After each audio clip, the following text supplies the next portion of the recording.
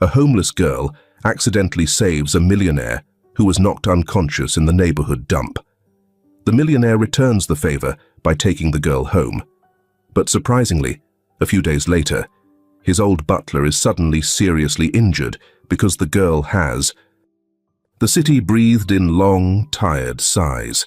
Streetlights flickered, their weak glow swallowed by the damp air, casting half-hearted illumination over cracked sidewalks and overflowing dumpsters. The scent of rain lingered, mixing with the acrid tang of rotting food. The stale stench of cardboard beds pressed into damp pavement.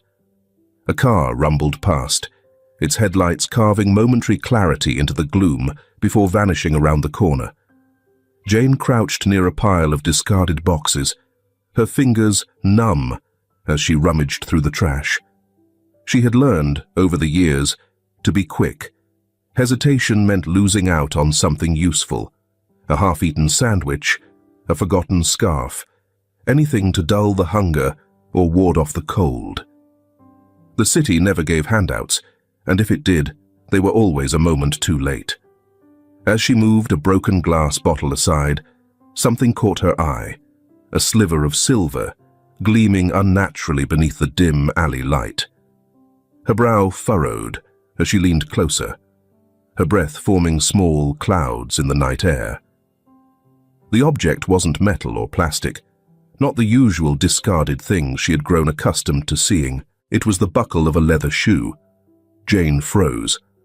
At first, she thought it was just another homeless man, collapsed from exhaustion or drink. It wasn't uncommon to see bodies curled up in corners, blending into the debris. But something felt different this time.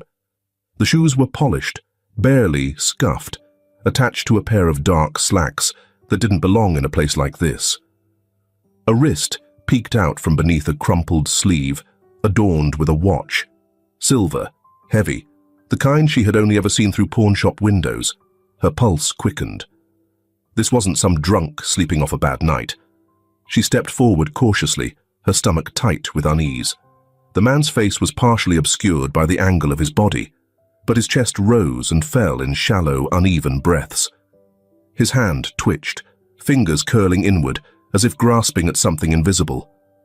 "Hey," she called softly, testing. No response.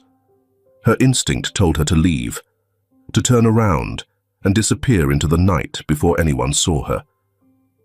But then, a flicker of movement at the alley's mouth made her entire body go rigid.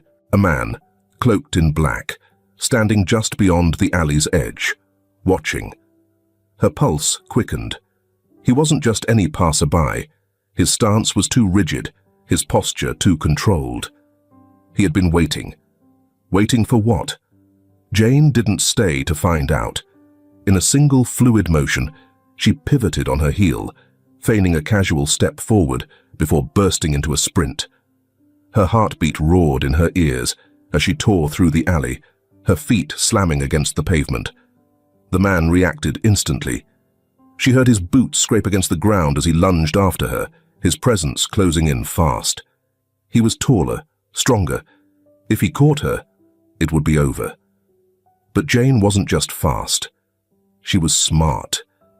Instead of taking the straight path toward the street, she veered sharply left, darting through the skeletal remains of an old construction site.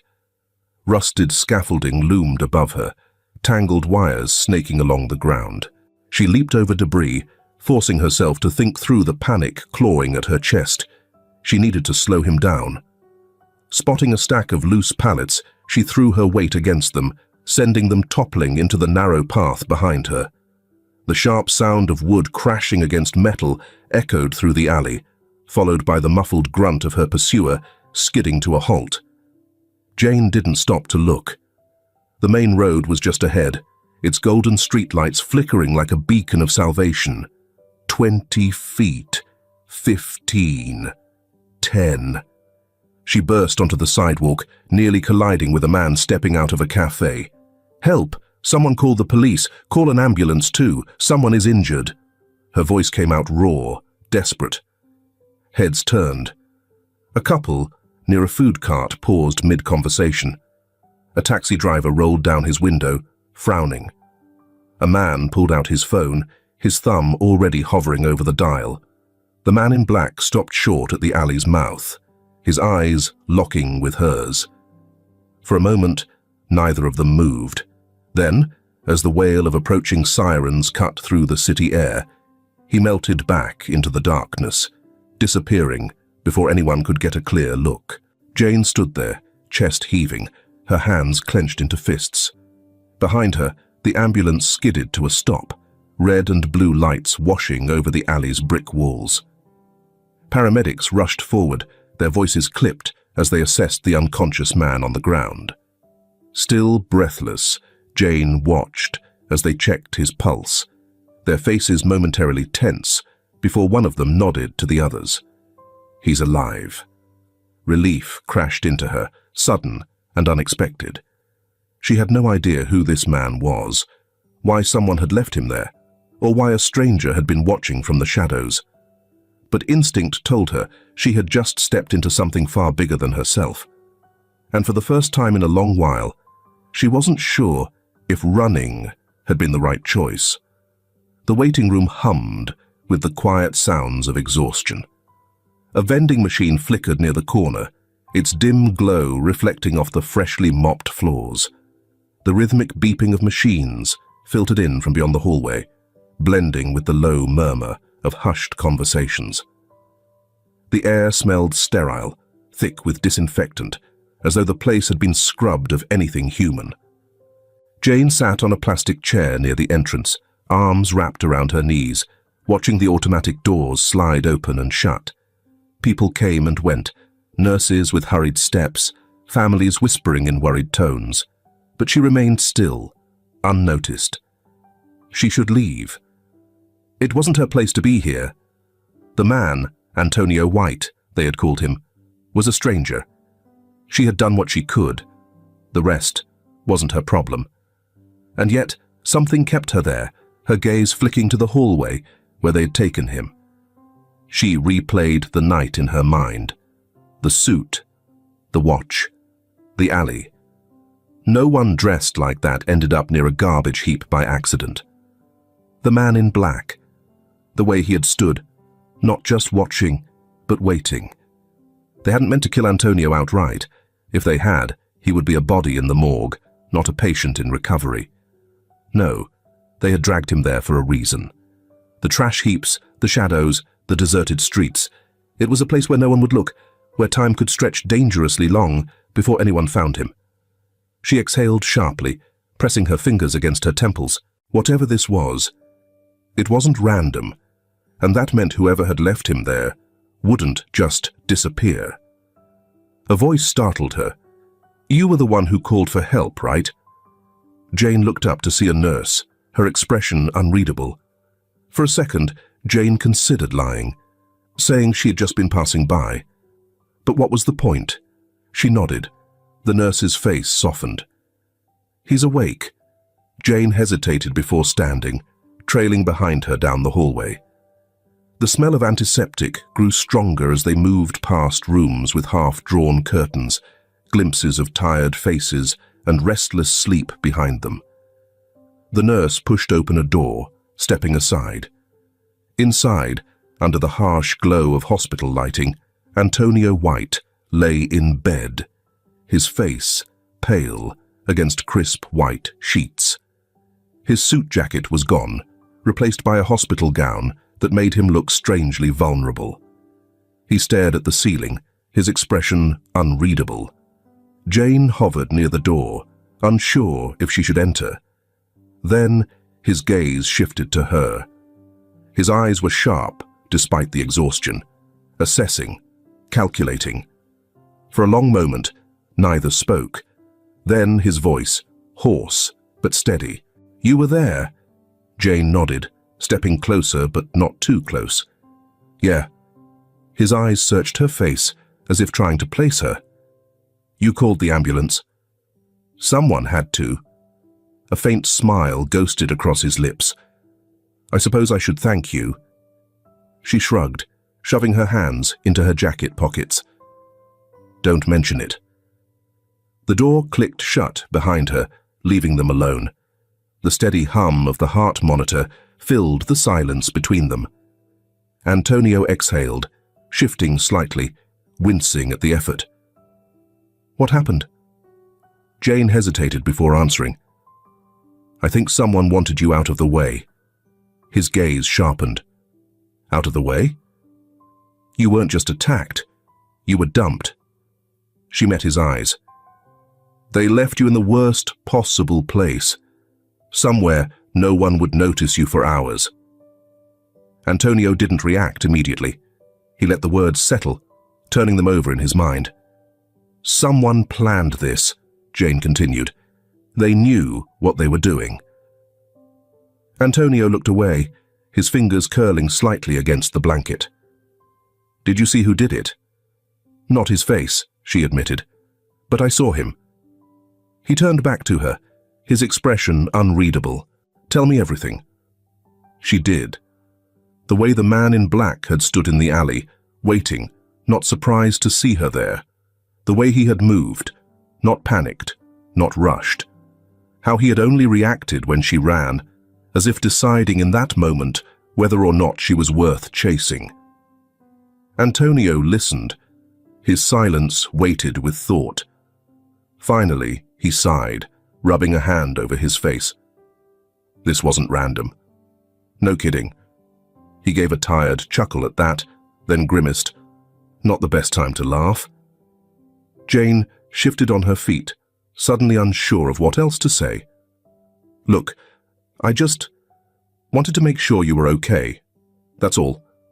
She took a step back, ready to leave. But before she could reach the door, Antonio spoke. "You don't have anywhere to go, do you?" Her spine stiffened. She turned, eyes narrowing slightly.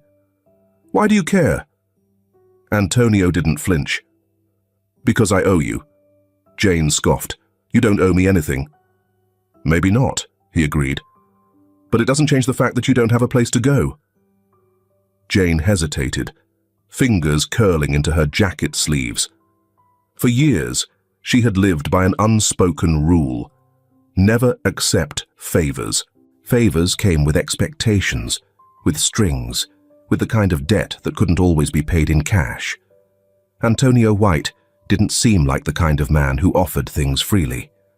And yet, there was no condescension in his tone, no pity, just a statement of fact. She exhaled, glancing toward the door. "I'll think about it," she muttered. Antonio didn't press further, but as she walked out, she had the strange feeling that, for the first time in a long time, someone was watching. Not because they wanted something from her, but because, for whatever reason, they cared. The night air outside the hospital was heavy, thick with the lingering scent of rain. The city lights flickered in the distance, neon signs casting long shadows against wet pavement. The streets, once loud with passing cars and hurried footsteps, had settled into a hushed stillness. Jane stood near the curb, hands shoved deep into the pockets of her worn jacket, her breath curling in the cold. She could still feel the weight of Antonio's words pressing against her. "You don't have anywhere to go, do you?" She had considered lying, brushing him off with some half-hearted excuse, but in the end, she hadn't answered. Maybe because she knew he already saw through it. Now, as she lingered between staying and slipping away into the city's vast, indifferent sprawl, a sleek, black car rolled to a stop in front of her. The passenger window lowered, revealing Antonio in the back seat. His posture was relaxed, but his eyes were sharp, observant. "Get in," he said, voice calm, certain. Jane hesitated, shifting her weight from one foot to the other. "I didn't say yes." Antonio exhaled, something close to amusement flickering across his face. "You didn't say no either." Silence stretched between them. The car idled, waiting. Her body ached from exhaustion. Her stomach clenched at the thought of a warm meal. Her mind raced with every reason she shouldn't trust him, shouldn't accept. But in the end, Survival had always outweighed pride. With a sigh, Jane pulled the door open and slid into the seat, the leather cold beneath her fingertips. The ride was quiet. She kept her hands in her lap, fingers fidgeting with a loose thread on her sleeve. The car smelled clean, expensive, like leather and faint traces of cologne. It felt foreign, too refined for someone like her, like something she might wake up from if she closed her eyes too long. Antonio, seated beside her, didn't push conversation. He seemed to understand the weight of silence, the unspoken rules of someone who had learned to keep her guard up. But every so often, Jane felt his gaze flick toward her, as if trying to figure out what kind of person she was beneath the layers of wariness. As they turned onto a private road, the cityscape gave way to something quieter, grander. The gates ahead opened smoothly as the car rolled forward, revealing a sprawling estate bathed in the soft glow of warm lights. The mansion stood tall, elegant, its grand entrance lined with neatly trimmed hedges and stone pathways. Jane tensed. This wasn't just a house. It was the kind of place where people had power, where no one ever had to wonder where their next meal would come from. It was the kind of place she never belonged. The car came to a slow stop in the circular driveway. As she stepped out, she felt small against the vastness of it all. The high ceilings, the polished marble floors, the quiet hum of wealth that pressed against the air. Before she could process it, a woman appeared at the entrance. Older, with sharp eyes that softened only slightly at the sight of Antonio. She took in Jane's presence with a single sweep of her gaze, her expression unreadable. "Who's this?" "Megan," Antonio said, stepping past Jane. "This is Jane. She's staying the night." The woman, Megan, clearly someone of authority in this house, narrowed her eyes slightly. "The night?" Jane bristled, already feeling like an unwelcome guest. She forced her shoulders back, lifting her chin slightly. "I won't be here long," she muttered. Megan said nothing for a moment. Then, with a sigh, she turned on her heel. "Come on then. You look like you could use a meal." Jane followed reluctantly, though the promise of food pulled her forward. The dining room was overwhelming. Long table, fine china, chandeliers casting warm light across dark wood. It was the kind of setting where people used silverware properly, where meals came in courses rather than scraps found in a paper bag. She sat stiffly, hyper-aware of the way Antonio watched her from across the table. When the first plate was placed in front of her, steaming, rich with unfamiliar spices, she hesitated, waiting for someone to tell her she wasn't allowed. When no one did, she picked up her fork and took a careful bite. She had planned to eat slowly, to show restraint, but the moment the first bite hit her tongue, her body betrayed her. She hadn't had a real meal in days, maybe longer. She tried to pace herself, but hunger won over dignity, her movements quick, efficient, barely stopping to breathe between bites. When she finally slowed, she realized Antonio was watching, not with judgment, but something quieter. Amusement maybe, understanding. She set her fork down, swallowing hard. "What?" Antonio leaned back in his chair. "Nothing." She narrowed her eyes. "You're staring." He smirked. "I've just never seen anyone eat like they're expecting the plate to vanish." Jane scowled, but didn't argue. He wasn't wrong. Megan returned a few minutes later, leading Jane away from the table. Upstairs, the guest room was too big, too polished. The bed looked untouched, its sheets smooth and inviting, the kind of softness that felt undeserved. Jane hovered near the door, uncertain. "You can lock it if you want," Megan said from the hallway. "No one's going to bother you." Jane hesitated, then nodded. "Thanks." As the door clicked shut, she stood in the center of the room, taking in the stillness.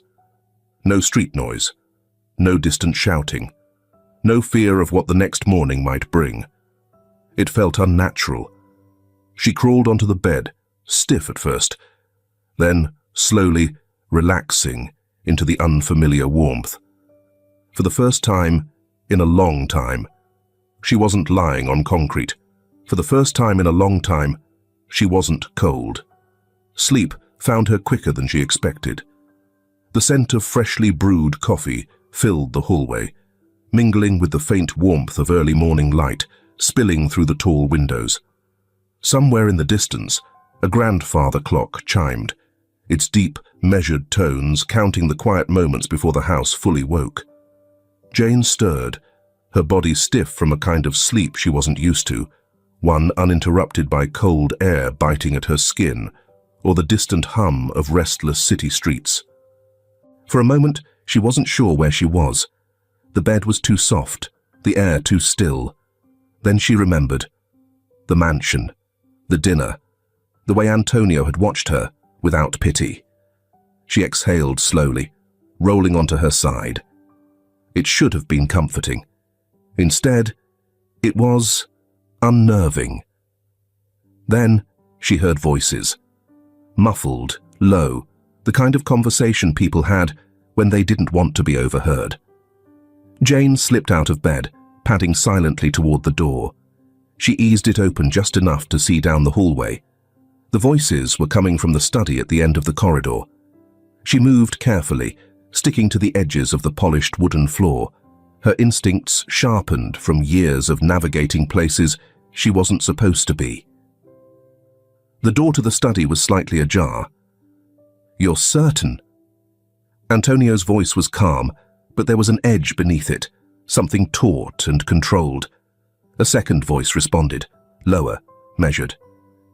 "He knew exactly where you'd be. That wasn't coincidence." A pause. Then Antonio sighed. "And no leads on who sent him." Jane's pulse quickened. A chair scraped against the floor. "Not yet. But if someone wanted you dead, they wouldn't have left you breathing." Another silence. Then Antonio's voice, quieter this time. "They wanted time." Jane frowned. Time for what? Before she could listen further, a floorboard groaned beneath her weight. She barely had time to curse herself before Antonio's voice cut through the air. "You can come in, Jane." She hesitated, then pushed the door open. Antonio sat behind an oak desk, phone still in hand, his sharp eyes meeting hers with something unreadable. Across from him, a man in his 40s leaned back in a chair, assessing her with a curious tilt of his head. He was dressed in dark slacks and a crisp button-up, sleeves rolled to his elbows.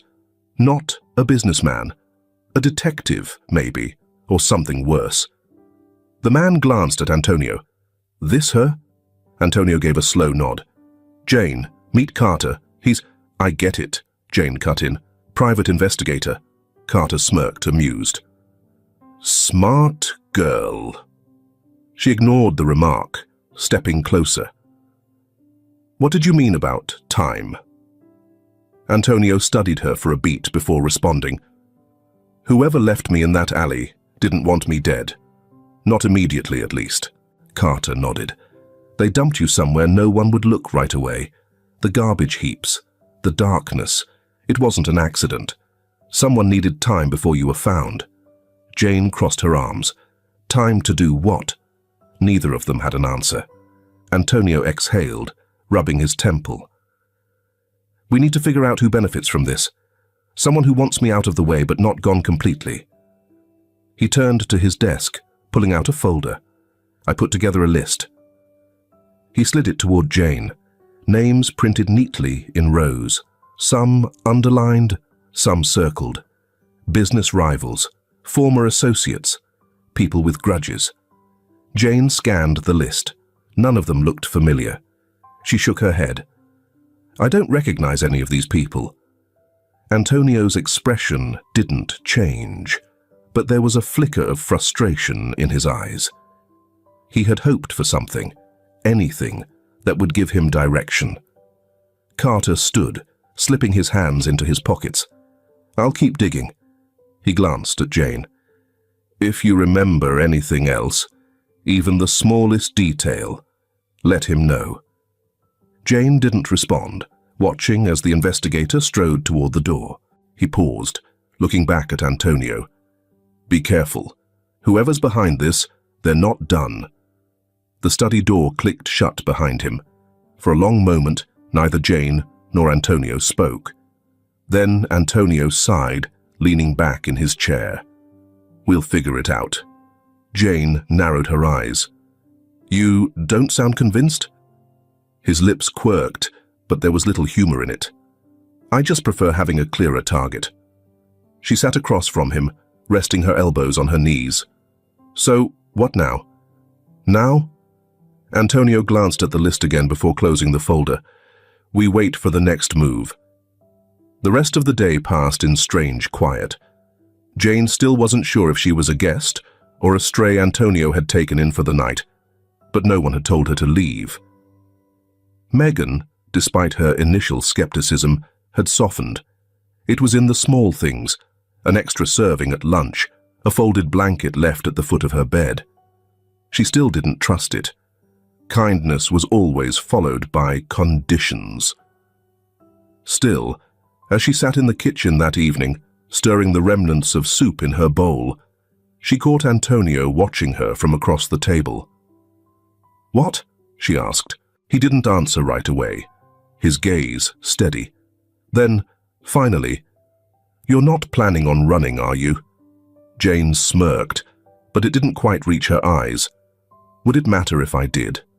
Antonio studied her, something unreadable in his expression. "Yes." She wasn't sure how to respond to that.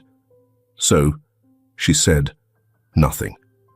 Sunlight stretched across the grand hall, filtering through the towering windows and casting long, golden streaks on the polished floors.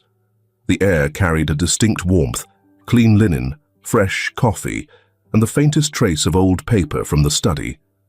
The mansion always had an eerie kind of stillness in the mornings, as though it were waiting for its occupants to decide what kind of day it would be.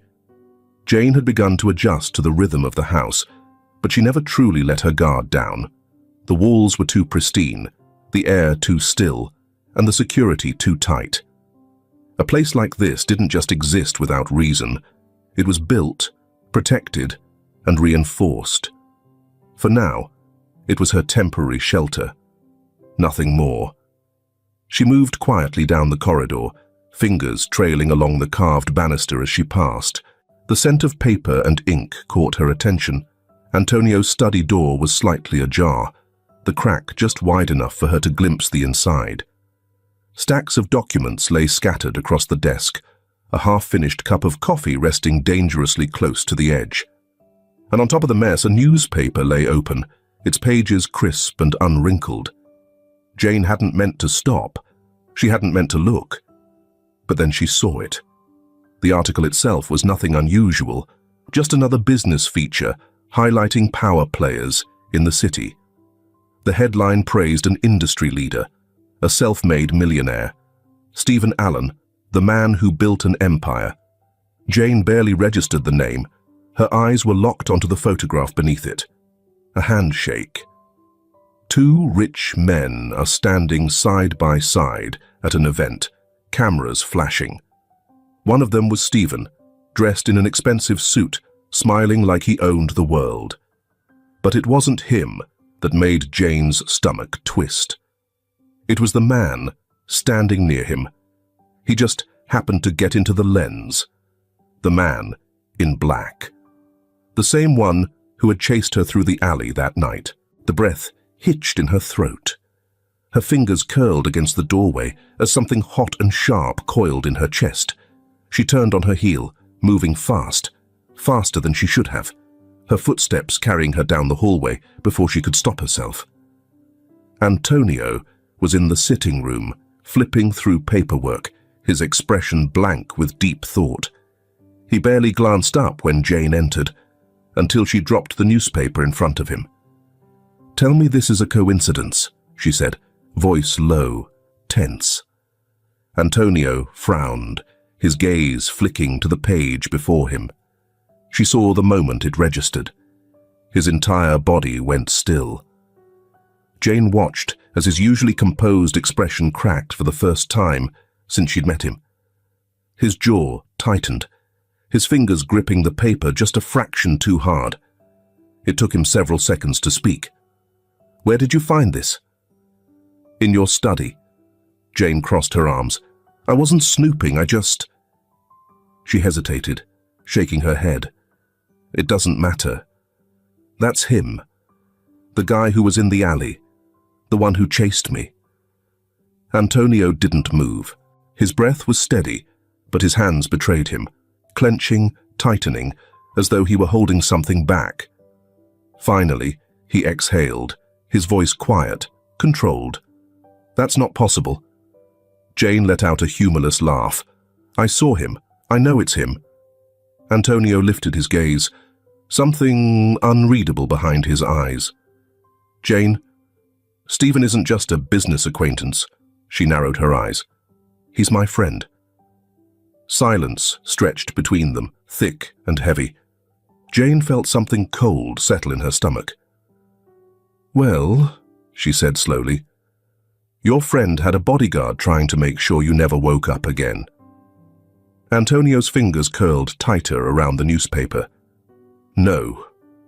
He shook his head, as if saying it out loud would make it true. "Not Stephen." Jane's patience thinned. "Then explain why this guy was there. Why was he the one watching you? Why did he chase me?" Antonio didn't answer. She could see the war in his eyes, the way his mind worked through it, fighting against something he didn't want to believe. Loyalty, trust, years of friendship, and yet, evidence, facts. The undeniable truth is staring him in the face. Finally, he leaned back in his chair, rubbing a hand down his face. "I need to think," he muttered. Jane scoffed. "You need to open your eyes." Antonio didn't react, not immediately. But when he finally looked at her, there was something different in his expression. Something heavier. "I'll handle it." Jane studied him for a moment, before shaking her head. "You better. Because if you don't, whoever did this is just going to try again." She turned and walked away, leaving the newspaper on the table, its pages still open, still damning. Antonio sat in silence, staring at the name, the face of a man he had called a friend. And for the first time, doubt crept in. Antonio locked himself in his study, the heavy oak door shut behind him with a quiet finality, blocking out the rest of the world. The weight of the newspaper still lingered in his hands, but he could barely bring himself to look at it. His thoughts tangled, looping in circles, trying to rationalize the impossible. Stephen. Not just a friend, his closest confidant. The man who had stood by his side for years, who had toasted his victories and consoled his failures. The man who had been there when Antonio's father died, when he took over the company, when he fought through sleepless nights, building everything from the ground up. And yet, Jane had seen his bodyguard in that alley. Antonio pulled out his laptop and scrolled through security logs, past financial reports, past every scheduled meeting with Stephen in the last 6 months. His mind searched for cracks, inconsistencies, anything that might explain this away. Nothing. No late-night warnings, no whispered doubts, no sudden distance. Stephen had played his part well. The betrayal was almost surgical in its precision. Antonio clenched his jaw, shoving the laptop aside before he did something reckless, like hurl it across the room. Outside the study, Jane felt the shift. The house, already too quiet, now held an edge of something heavier. She saw it in the way Antonio carried himself, his usual composed demeanor slightly frayed at the edges, his movements more deliberate, his silences longer. He didn't talk to her that night. The next morning, he barely touched his coffee, staring at his phone screen as though willing it to tell him something he didn't already know. Even Megan, sharp-eyed and perceptive, had noticed. Some wounds take time, she had told Jane, but Jane knew better. Some wounds didn't heal. Some festered. By midday, Antonio finally made his move. Carter picked up after the first ring. "I need more," Antonio said, voice even.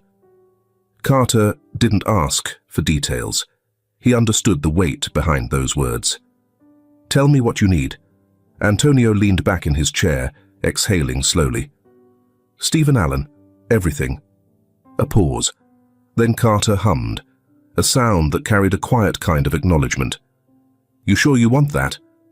Antonio's grip tightened around the phone. "I need to know if I'm wrong." Another pause. "I'll get back to you," Carter said, before the line went dead. Antonio set the phone down, staring at it like it might offer something else. Something easier. But there was nothing easy about this. The waiting was unbearable.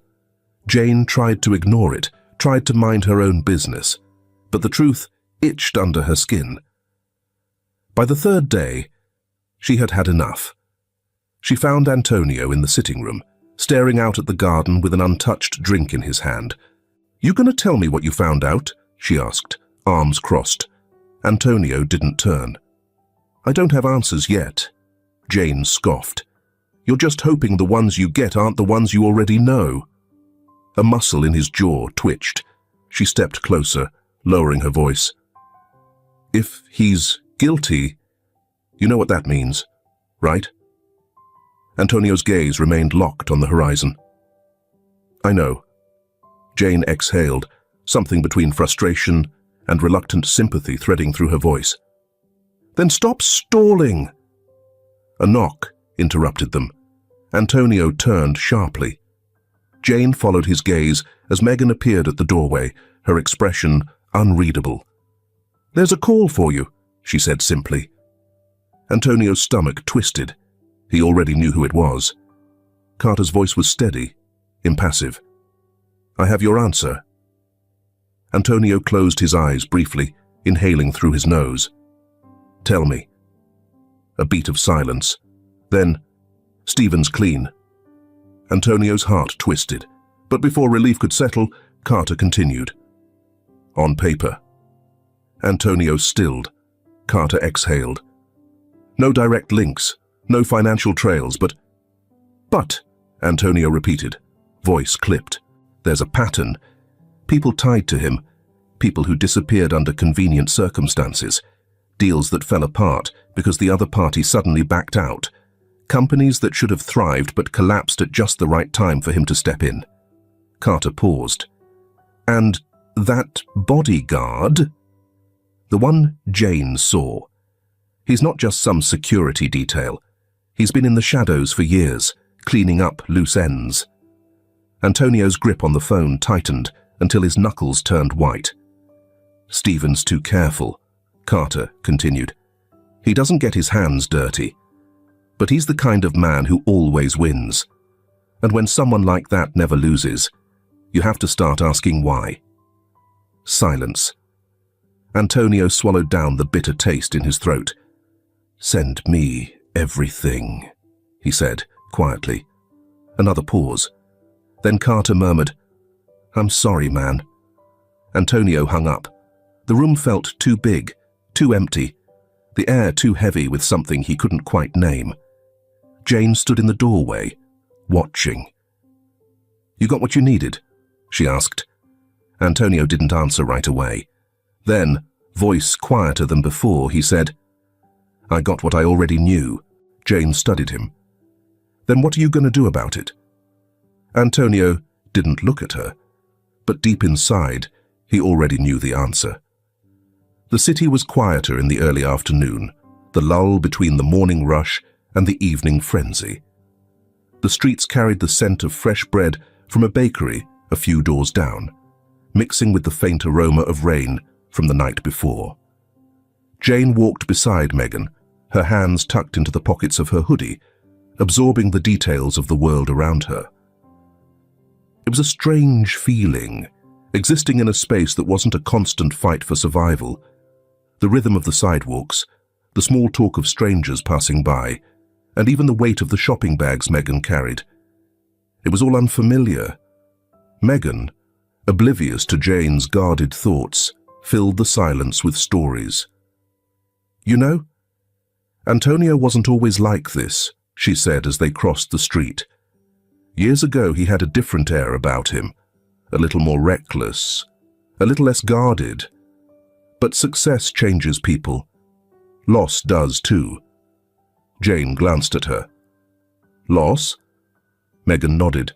"His father, the business, the people who tried to take it from him." She sighed.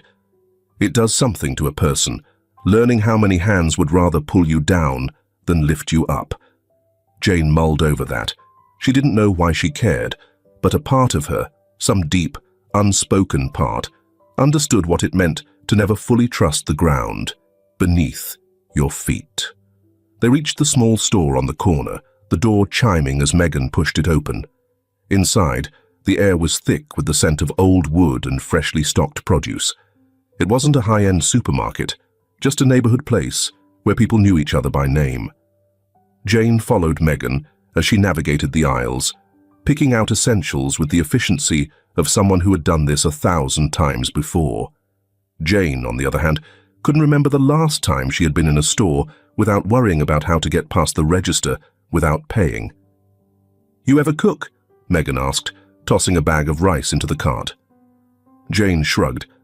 "When I had food to cook." Megan hummed. "Maybe I'll teach you something while you're here. I don't imagine Antonio knows his way around a kitchen." Jane snorted. "I'd pay to see him try." Megan chuckled, shaking her head as she turned down the next aisle. It was such a simple thing, a shared moment, a brief crack in Jane's ever-present defenses.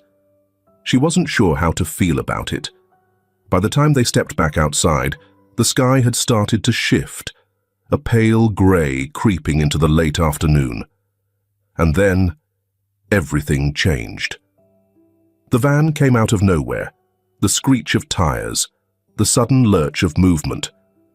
Jane barely had time to register the dark vehicle before the doors flew open and figures in black poured out. She moved instinctively, stepping back, reaching for Megan. But they were fast. A pair of strong hands grabbed her arm, jerking her backward. She twisted, her heart slamming into her ribs as she tried to break free. Megan's voice rang out, a shout of fury rather than fear, as she lunged toward Jane, her hands clawing at one of the men. One of them shoved Megan hard. She stumbled, hitting the pavement with a thud that sent a sharp bolt of panic through Jane's chest. "Megan!" Jane kicked, her heel catching one of her attackers in the shin. He grunted, but didn't loosen his grip. Another man grabbed her other arm. She thrashed, fighting with every ounce of strength she had, but they were bigger, stronger. Megan tried to rise, her breath ragged. "Antonio!" she gasped out, and then something hard struck the back of Jane's head, a blinding pain. Her knees buckled. The world tilted. The last thing she saw was Megan's pale face, her lips forming Antonio's name in a desperate, strained cry. Then darkness swallowed everything. Antonio felt the shift before he got the call. It was an instinct he'd long since learned to trust, an eerie stillness in the air, a weight pressing against his chest, as if the world itself was bracing for impact. When his phone rang, he already knew. Megan's voice was weak, barely above a whisper. They took her. Antonio's body went cold. "Where are you?" "The store. A cough, a pained inhale. They got Jane." His grip on the phone tightened. "Who?" I don't know. Black van, 3 men. Antonio was already moving, his steps sharp and purposeful. "Megan, listen to me. Are you hurt?" A pause. "I'll live." "Good. Because right now, Jane needed him more." Antonio ended the call and dialed Carter without missing a beat. "Antonio." "She's gone." Silence. Then Carter's voice, steel-edged and precise. Where? Antonio grabbed his car keys, already heading for the door. I don't know, but find out. Carter didn't waste time on questions. On it! Antonio pushed through the front doors of the mansion, his movements cold, controlled. But underneath, beneath the surface of every carefully measured breath, rage simmered. Someone had just made the worst mistake of their life. Antonio didn't knock. The moment he stormed through the doors of Stephen's office, the room tensed. The receptionist barely had time to register his presence before he pushed past her, his steps measured, but seething with purpose. Sir, Mr. Allen is in a meeting. Antonio didn't break stride. Stephen's office door swung open under the force of his shove. Inside, Stephen sat at his desk, a neat pile of paperwork in front of him, his expression momentarily caught between surprise and irritation. Antonio, where is she? The demand cut through the room, slicing through the air like steel. Stephen blinked. Excuse me. Antonio advanced, both hands pressing onto the polished desk. Jane. His voice was cold, deadly. Where the hell is she? Stephen leaned back slightly, his fingers threading together. A small, amused smile played on his lips. I have no idea what you're talking about. Liar. Antonio could see it in the way Stephen's jaw twitched, in the slight flicker of amusement that never quite reached his eyes. Don't play games with me, Antonio growled. I know you ordered it. I know your man was in that alley the night I was left for dead. I know you had Jane taken. Stephen sighed, shaking his head as if disappointed. Antonio, you're letting paranoia get the best of you. You always were too trusting, but now... He let out a low chuckle. Now, it seems you've swung too far in the other direction. Antonio grabbed the edge of the desk, his patience thinning by the second. I swear, if you don't tell me where she is... Stephen's smile faded, his own posture stiffening. And then, so subtly Antonio almost missed it, something shifted in his eyes. A flicker of satisfaction, of control. Stephen leaned forward, his voice lowering to something almost conversational. You stole everything from me, he murmured. Antonio stilled. Stephen's expression didn't waver. Do you even realize it? Or has your charmed life made you blind? He exhaled, shaking his head slightly. You never had to try. Everything fell into place for you. Your father's empire, the business, the success, the trust people gave you without question. His voice hardened. Even her. Antonio's stomach twisted. Her? Stephen let out a humorless laugh.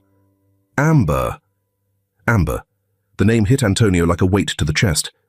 Amber Rivera.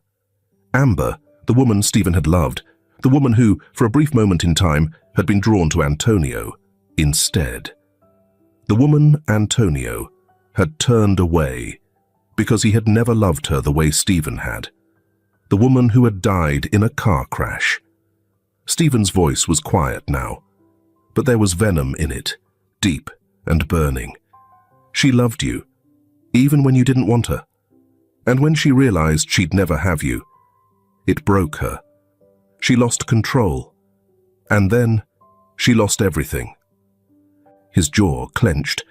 And you? You walked away untouched, like you always do. Antonio exhaled sharply, realization settling like ice in his veins. This is about her. Stephen's eyes darkened. This is about everything. Antonio stepped back, forcing himself to breathe through the growing rage. So, that's what this is, he said, voice low. Punishment. Revenge. Stephen's lips curled into something almost pitying. You don't deserve to have everything, Antonio. And now, he tilted his head. You don't. Antonio's fingers twitched at his side. Where is Jane? Stephen leaned back, amusement flickering across his features once more. You want to save her? He let out a breathy laugh. "Then you better hurry." Antonio didn't think. He moved. Faster than Stephen anticipated, his hand shot across the desk, grabbing the front of Stephen's expensive suit jacket and yanking him forward.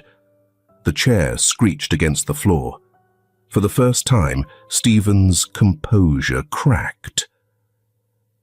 "Tell me where she is," Antonio hissed, his grip tight. Stephen's smirk wavered, but it didn't disappear. "You'll find out soon enough." Antonio's grip tightened before he let go, shoving Stephen back into his chair. Without another word, he turned and strode out, his heartbeat hammering in his ears. As he stepped into the hallway, his phone buzzed in his pocket. Carter. Antonio answered without preamble. "Tell me you have something." Carter's voice was sharp, urgent. "We found her." Antonio's steps quickened. "Where?" Carter rattled off an address. A warehouse, industrial district, far from the city's watchful eyes. Antonio clenched his jaw, moving toward his car. "I'm on my way." As he slid into the driver's seat, his mind was already racing ahead. Stephen had made a mistake, and Antonio was going to make damn sure he paid for it. The city blurred past Antonio in streaks of neon and darkness, the roads stretching ahead like a lifeline. His grip on the wheel was iron-tight, his pulse a steady drumbeat of rage and urgency. Every second counted. Carter's voice echoed in his mind. Warehouse? Industrial district. Far from the city's watchful eyes. A place where no one would hear her scream. Antonio pressed the accelerator, weaving through traffic with reckless precision. The thought of Jane, alone, trapped, at the mercy of Stephen's men, was unbearable. And Stephen. Antonio had seen it in his eyes, the smug satisfaction, the cruel amusement. He'd orchestrated this. He'd wanted Antonio to run, to be desperate, to know exactly what it felt like to lose control. Antonio clenched his jaw. Not this time. Antonio killed the headlights as he approached, rolling the car to a silent stop a few blocks away. The building loomed ahead, rusted metal and shattered windows, painting a grim picture. The air smelled of damp concrete and oil, the silence suffocating. A single black van was parked outside, the same van Megan had described. His blood burned. He pressed a finger to the earpiece Carter had given him earlier. "I'm here." Carter's voice crackled through. 2 men at the front entrance, another circling the perimeter. Jackson is inside with Jane. Antonio didn't hesitate. "How long until backup?" 5 minutes, maybe less. "But you won't wait, will you?" Antonio was already moving. "No." Carter sighed. "Figured. Try not to get yourself killed." Antonio didn't answer. He crept along the shadows, his footsteps soundless against the pavement. The 2 men at the entrance stood casually, one smoking, the other scrolling through his phone. Sloppy. Antonio moved fast. He grabbed the first man by the collar, slamming his head against the metal door frame before he could react. The second man turned, eyes widening, just as Antonio drove his fist into his gut. A sharp elbow to the temple sent him crumpling to the ground. Antonio stepped over them without a second thought. He pushed open the door, slipping inside. The interior was dark, lit only by a few dim overhead bulbs. The space was mostly empty, scattered crates, old machinery, the faint scent of mold. Then he heard it. A voice. Low, amused. "Little street rat, you really are a fighter." Antonio's chest tightened. "Jackson." He followed the voice, pressing against the cold metal walls as he moved deeper. Then he saw them. Jane was on her knees, arms tied behind her back, a split lip staining her chin red. Jackson stood over her, rolling his shoulders like he was getting ready for a final blow. Antonio saw red. "Hey!"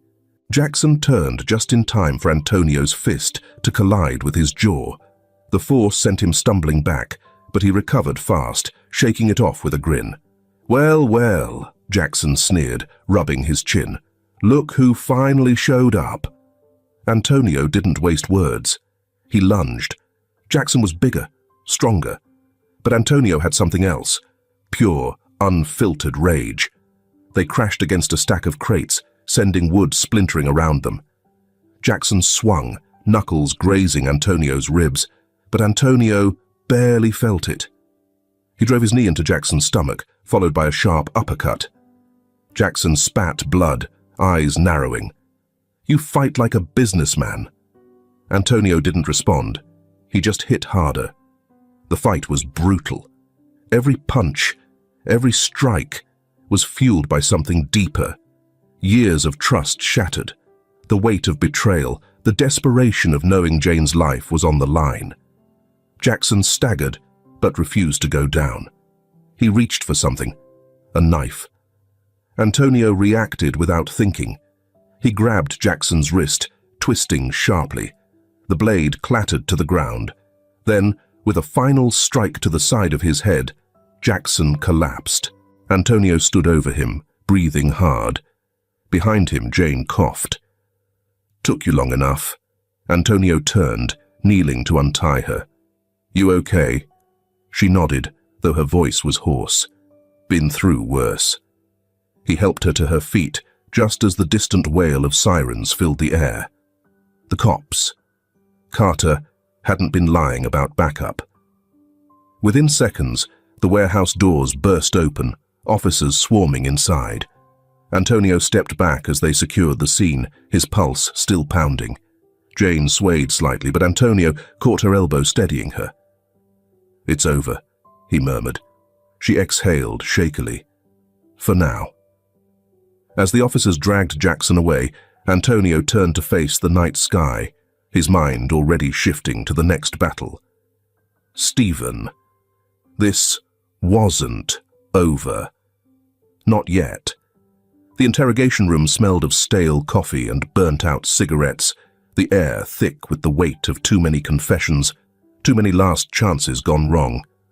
Jackson sat slumped in the metal chair, his face bruised and bloodied, wrists bound in steel cuffs. He was a man who had spent his life fighting. But tonight, he had lost. Antonio stood on the other side of the glass, arms crossed, watching through the one-way mirror. The door opened behind him. Carter stepped in, a file in hand, his expression unreadable. "He's talking," Carter said simply. Antonio exhaled. He had expected it. Jackson was tough, but he wasn't the mastermind. He was a soldier, one that had been backed into a corner. "What did he say?" Antonio asked. Carter flipped open the file, scanning the report. Stephen gave the order, directly. He paused, then added, "Didn't even try to cover his tracks this time." Antonio's jaw tightened. "He had Jane taken to force your hand," Carter continued. "Wanted to push you into a mistake, into a desperate move. And if you didn't come for her?"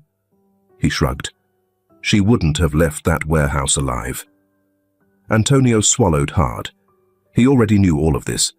He had seen it in Stephen's eyes, in the way he had taunted him, dared him to run out of time. But hearing it aloud, having it confirmed, it set something cold and final in his chest. "It's enough," Carter said, closing the file. "Stephen's finished." Antonio didn't move. Carter watched him for a moment, then sighed. "I know what you're thinking." Antonio turned his gaze toward the glass again, watching Jackson, his head now tilted down in exhaustion. "He was your friend." Antonio clenched his jaw. "No," he said quietly. "He stopped being my friend a long time ago." The police moved fast. Stephen's office was surrounded within the hour, the flashing lights of patrol cars painting the building in streaks of red and blue. Officers stormed through the entrance, guns raised, barking orders. Antonio arrived just in time to watch it unfold. He stood outside, the cold air biting at his skin, his hands shoved deep into his coat pockets. Carter was beside him, speaking into a radio, relaying orders. Then, silence. A different kind of stillness. Something was wrong. Antonio felt it before he saw it. A murmur moved through the officers inside. Then, as if in slow motion, one of them appeared at the doorway, shaking his head. His expression wasn't one of victory. Antonio didn't wait.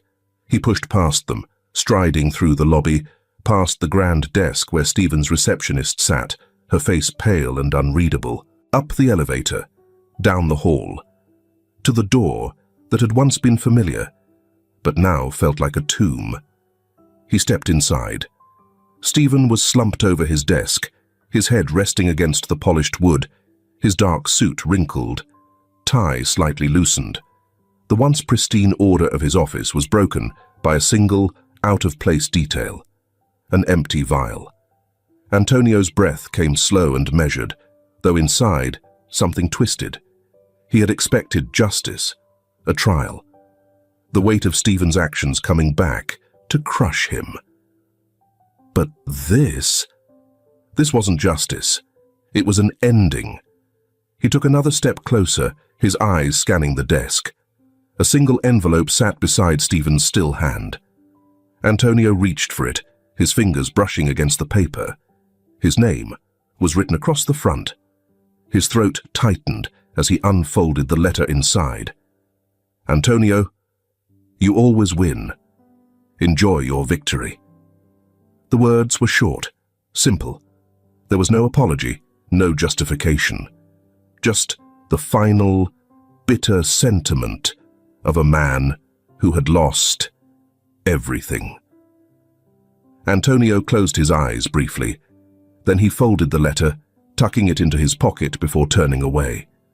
He didn't look back. The night air was quiet outside the precinct. Jane sat on the steps, arms wrapped around her knees, staring at the street. The bruises on her face were starting to fade, but there was still a tightness around her eyes, a lingering weight she hadn't shaken off yet. Antonio stepped up beside her. For a moment, neither of them spoke. Then Jane exhaled. So? Antonio slipped his hands into his coat pockets. It's over. She didn't ask for details. Maybe she didn't want them. Maybe she already knew. Instead, she just let out a small, tired laugh. Good. A car pulled up along the curb, Carter's. He rolled down the window, giving Antonio a knowing look. You coming? Antonio glanced at Jane. She met his gaze, something cautious and unreadable in her expression. For a long time, she had been running, from the past, from people, from places she never belonged. But tonight, she was still. And Antonio, for the first time in years, felt still too. He looked back at Carter. No, he said. Carter smirked. Figured. The car pulled away, leaving the two of them under the glow of the street lamp. Jane shifted. You don't have to... I know. A pause. Then quietly, she asked, So what now? Antonio sighed, tilting his head toward the city. I don't know. Jane nodded, almost to herself. Yeah, me neither. And for the first time, that was okay. The morning sun crept through the tall windows of Antonio's mansion, casting golden light across the pristine floors. The house was quiet, but not in the way Jane was used to. It wasn't the silence of loneliness, of an empty stomach and cold nights. It was steady, warm, something almost like peace. She stood by the window, fingers curled around a steaming mug of tea. The weight of the past few weeks lingered in her bones, but today felt different, lighter. Behind her, soft footsteps echoed against the polished wood. She didn't have to turn to know it was Antonio. He had a particular way of moving, controlled, deliberate. He stepped beside her, holding an envelope. Thick, official-looking. The kind of thing that usually meant bad news, but this time, it didn't. Paperwork came in, he said simply, offering it to her. Jane hesitated before taking it. The weight of it felt heavier than it should. She didn't have to open it to know what it was. The adoption papers. She had known this was coming. Antonio had mentioned it once, weeks ago, in the same way he talked about business deals, practical, precise. She hadn't asked him to do it, hadn't even known how to respond when he brought it up. Now, holding it in her hands, she felt something unfamiliar settle in her chest, a kind of permanence. She swallowed. So that's it? Antonio smirked, leaning back against the counter. That's it. Jane flipped the envelope in her hands. Feels weird. Antonio raised a brow. Weird. She nodded. Yeah, like, things don't just happen like this. No strings attached. No catch. Antonio studied her for a moment before shaking his head. Not this time. Jane let out a breath she hadn't realized she was holding.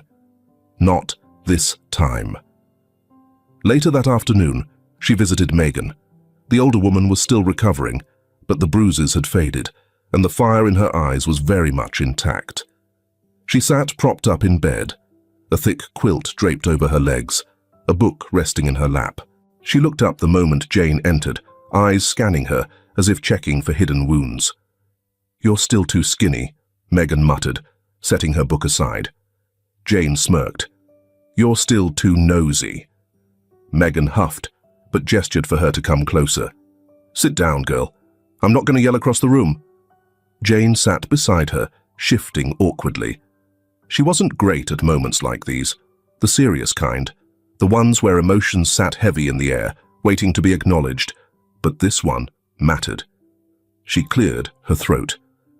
I just wanted to say thanks. Megan raised a brow. For what? Jane exhaled, staring at her hands.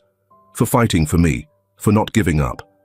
She hesitated, then added softer. For caring. Megan was silent for a beat. Then, without warning, she reached over and patted Jane's hand. It was quick, rough, but it meant something. You deserved it, she said simply.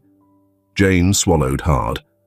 Maybe, and maybe, for the first time she could believe that. That evening, she found Antonio in the garden, standing near the fountain, staring at the sky. The last streaks of sunset bled into the horizon, fading into deep shades of blue. Jane stepped beside him, shoving her hands into her hoodie pockets. For a while, neither of them spoke. Then, quietly, she said, So, I was thinking. Antonio tilted his head slightly, waiting. Maybe we could try making dinner together sometime, she continued. Antonio turned to her with a look of pure skepticism. You realize I can't cook, right? Jane smirked. Yeah, that's why it'll be funny. Antonio chuckled, shaking his head. Fine, but if I burn the house down, it's on you. She shrugged. Deal.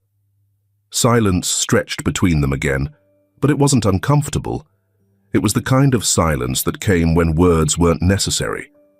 For most of her life, Jane had been running. From the past. From people. From the fear that if she stayed, she'd be left behind. But now, she was learning something new. She was learning how to stay.